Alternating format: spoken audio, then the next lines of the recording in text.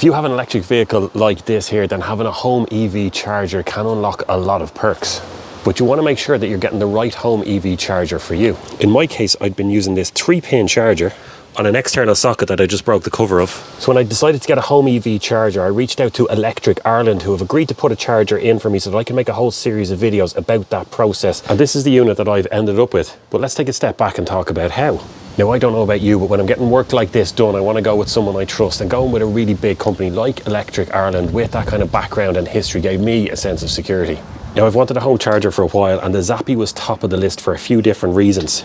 So the first thing you're going to want to choose is whether or not it's tethered or untethered. Now, this is a tethered cable. This is the part that goes into the car, and around here, the other end of the cable you can see is actually attached to the unit.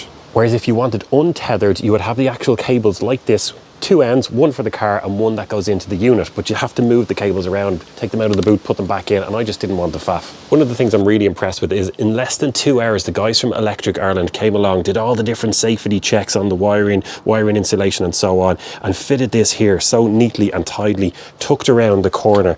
Really was a great job. Now, I know it's superficial, but one of the first reasons I like the Zappi is it's just aesthetic. I think it looks good. But probably the biggest reason is what's up on the roof there. Now, I don't have them yet, but I want to kit that out with solar panels. And the Zappi charger is able to detect how much energy your solar panels are producing in the roof, how much you're using in your house at any given time, and divert that excess into the car.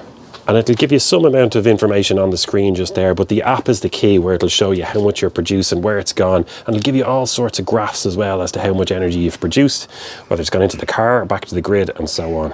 And that's one of the things that I love. It's having that app there that I can use, I can access anywhere in the world, anytime.